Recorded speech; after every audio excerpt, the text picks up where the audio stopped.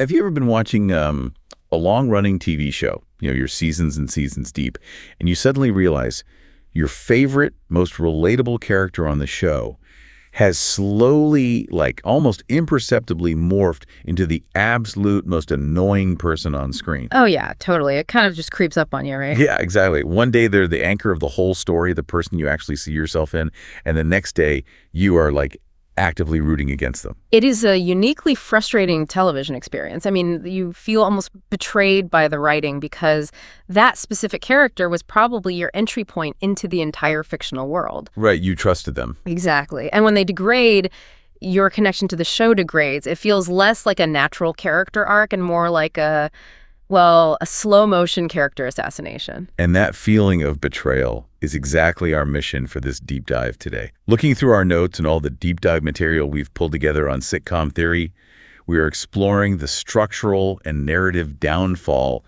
of the sitcom straight man. It is such a fascinating topic to dig into. It really is. And there is absolutely no better, or maybe no worse case study for this than Leonard Hofstadter from The Big Bang Theory. We are going to figure out how the most unassuming, normal guy on television went from a massive fan favorite to absolute fan frustration. Yeah, it's quite the fall from grace. It really is. Okay, let's unpack this. Because Leonard was supposed to be the anchor. He was the quintessential nice guy, right?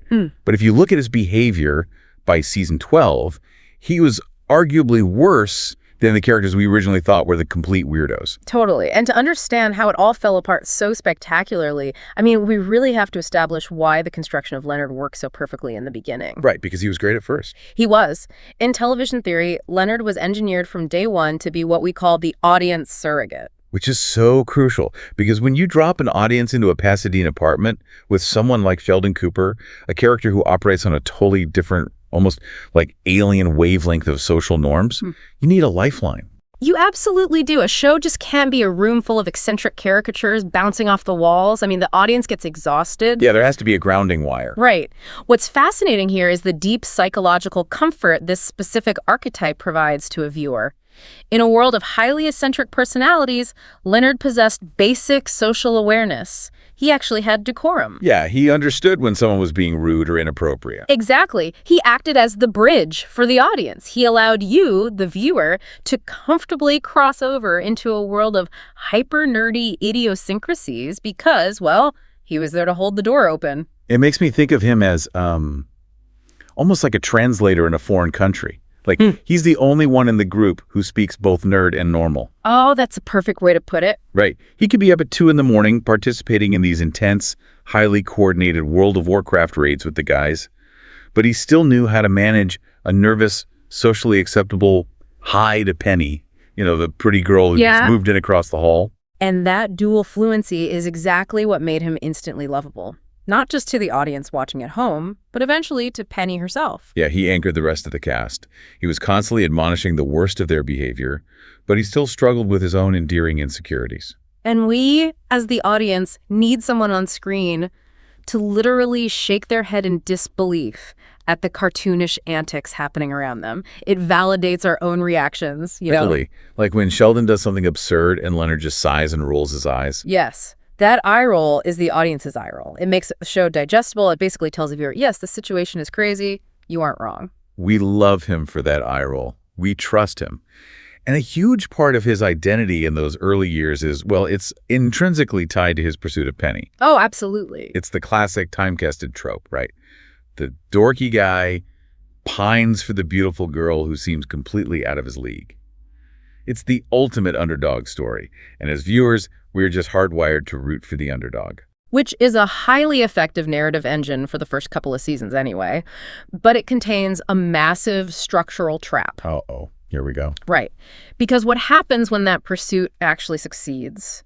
This shift from the setup of the chase to the resolution of his primary goal is where the core problem really begins for Leonard. Yeah, because if this were a standard 90-minute rom-com playing in a theater, that's where the credits roll. Exactly. Leonard gets back from his long scientific expedition at the North Pole. Penny realizes she misses him, she kisses him, the music swells, and we all go home happy. But this isn't a movie. It's a 12-year sitcom. Right, and reading through our deep dive material, it feels like once he got the girl, the writers just kind of ran out of road for him. They had to manufacture friction just to keep the lights on. You've hit on the exact mechanics of the writer's room. Television demands longevity, and happy, well-adjusted people sitting on a couch, well, they don't generate 22 minutes of comedy every single week. No, they definitely don't. Once that will they, won't they tension is resolved, writers are suddenly faced with this massive void. They have to continue manufacturing new ways to keep the characters and their relationship interesting. Wait, don't all long-running shows need conflict? I mean, isn't this just standard relationship drama to keep people watching? Well, yes, conflict is absolutely necessary, but the writers took the easy way out. They injected artificial internal toxicity. Oh, interesting. Yeah, to generate drama, they defaulted to giving Leonard a disproportionate ego, intense jealousy, and honestly, highly manipulative tendencies. It wasn't healthy conflict, it was a severe regression. Yeah, looking at our notes, the turning point for this really seems to be the season 3 breakup. Oh, definitely. Leonard's behavior during and after that split is incredibly telling. He starts showing these toxic traits we never saw in seasons 1 or 2. There is that one pivotal moment where he bitterly asks Penny how often she pretended to like things just to have sex with him. That line is so jarring. It's incredibly transactional and deeply insecure. Right. You would absolutely expect early season Howard to say something that vindictive, but not Leonard. Exactly. And this transactional mindset we saw in the breakup, it didn't just fade away. It mutated into a full-blown sense of entitlement, which brings us to the Priya era. Oh, boy. Yeah, in season 4, Leonard starts dating Raj's sister, Priya. Now, Raj explicitly pleaded with him not to do this. So Leonard violates his friend's boundaries right out of the gate. And then he squanders this massive second chance at love by cheating on her. Yep. He literally meets another girl, kisses her, and then hits Priya with the classic, "I feel terrible, but it's done and it's never going to happen again" speech. I mean, it's textbook covert toxicity. It really is. And let's actually dig into the psychology of that for a second. Let's do it. Why do characters and, well, people in real life who identify as the nice guy often default to this covertly toxic behavior like infidelity rather than just overt confrontation? That's a great question. It comes down to self-image. Leonard desperately needs to see himself as the good guy. He avoids direct conflict because breaking up with someone, it makes you the bad guy in the moment. Right, and he can't handle that. Exactly. Instead, he acts out passively. When he cheats, he can rationalize it as an anomaly, a tragic mistake that just sort of happened to him. It allows him to maintain his victim complex rather than owning his actual flaws. Well, yeah. Which perfectly explains his ultimate betrayal later on. In the season 8 finale, while he and Penny are literally in the car on their way to elope in Vegas, he casually admits that he kissed another girl during his relationship with Penny. It's so bad. He waited to come clean until they were moments away from tying the knot, essentially trapping her. That is not the behavior of a relatable audience surrogate. Not at all. That is the behavior of someone who is deeply selfish and just trying to clear a guilty conscience at the absolute worst possible time. But here's where it gets really interesting, though. Okay, lay it on me. The tragedy of Leonard's character assassination isn't just happening in a vacuum. You don't just notice it because he's acting poorly. It is fully realized when you put him side by side with what happened to everyone else in his friend group. Oh, that's such a good point. Yeah, his decline is completely magnified by their ascent. It's like, think about the people in your own life who you've known for a decade. The ones who started out a mess often do the most work on themselves, right? Exactly. We see that exactly with Leonard's peers. Let's start with Howard. I mean, he began the series as a genuinely creepy, pathetic womanizer. It was his defining, highly uncomfortable trait. It was really bad in the beginning. Right, but over the years, he matured out of those desperate attempts at seduction to become a devoted husband to Bernadette, a loving father, and quite literally an astronaut. He had incredible upward mobility as a human being. The contrast is incredibly stark. And Sheldon, the guy who was arguably the most socially ostracized, rigid person on television, undergoes a massive transformation. He learns how to compromise, gets married, and actually wins a Nobel Prize alongside his wife, Amy. He had to learn how to exist in a world that wasn't built for him. And even Raj, who started the show with selective mutism, physically unable to speak to women without consuming alcohol, He learned how to communicate and actually respect them. It's like, well, imagine going to your 10-year high school reunion. Leonard is that guy who peaked senior year. Oh, man, yes. He was the president of the AV club. He somehow got the popular girl to go to prom with him, and he thought he had life completely figured out. And now, 10 years later, you see him at the reunion, and he's still doing the exact same bits. He hasn't changed. Meanwhile, the weird, awkward kids he used to babysit and roll his eyes at are now running the world. They have beautiful families, and they've actually evolved. The irony of the show's evolution is just staggering. The characters who started as the absolute jokes, the punchlines, they learned from their mistakes. They actively worked on their negative traits because their deficits were so obvious they couldn't ignore them. Right, they had no choice. But the character who started as the moral compass, however, completely lost his way because he just assumed his baseline normalcy was enough. Now, in fairness to our notes on his overarching narrative, Leonard did gain some self-confidence over the years. That's true. A large part of that came from finally confronting his mother, Beverly, and her cold, clinical parenting style. That was a genuinely great storyline. We love a good boundary-setting moment. It was a worthy arc, absolutely. But we have to look at what he did with the newfound confidence. He weaponized it. Yeah, he really did. Instead of using it to become a more grounded partner and a more supportive friend, he used it to say downright cruel things. He constantly made snide remarks, belittling his wife and his friends under the guise of finally having a backbone. So why does this happen across television? Because I have to assume the writers aren't sitting in a room twirling their mustaches trying to ruin a beloved character on purpose. Yeah. It feels like this is a systemic issue in how stories are built. If we connect this to the bigger picture of television writing and structural storytelling, it basically comes down to what structural theorists call the straight man dilemma. The straight man dilemma. Yeah. The fundamental issue is that it is almost impossible to write a show around the normal guy after he has achieved whatever goal he was first set up with. Once he wins, his narrative utility just vanishes. Because he doesn't have the baked-in eccentricities to fall back on. Like, Sheldon can always be funny just by trying to perform a mundane task, like buying a train ticket, because his rigid worldview makes it hilarious. Exactly. But Leonard buying a train ticket is literally just a guy at a kiosk. Yeah. There's no inherent comedy there without manufactured friction. Precisely. And we see the structural demise happen across multiple immensely popular sitcoms. The straight man dilemma claims a lot of victims. For sure. Look at Ted Mosby on How I Met Your Mother.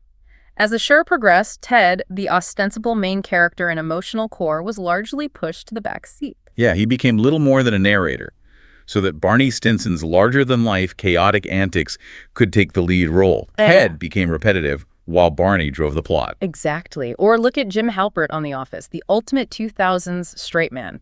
The guy who gave us the iconic look into the camera shrug. Jim is the perfect parallel to Leonard. He really is. Once Jim got Pam and they settled into domestic life, the writers panicked. To create necessary drama in the later seasons, they turned Jim into a corporate drone who started a sports marketing business in Philadelphia, hid major financial decisions from his wife, belittled her artistic accomplishments, and almost ruined his marriage. It's the curse of the normal guy. Sooner or later, the straight man is either upstaged by more entertaining characters or twisted into an unlikable, toxic version of themselves just for the benefit of fleeting dramatic storylines.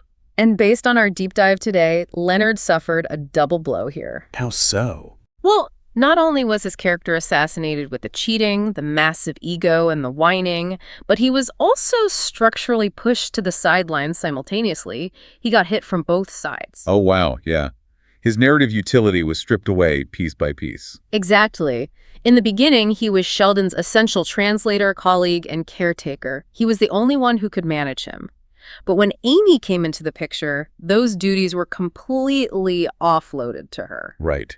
She became Sheldon's closest confidant.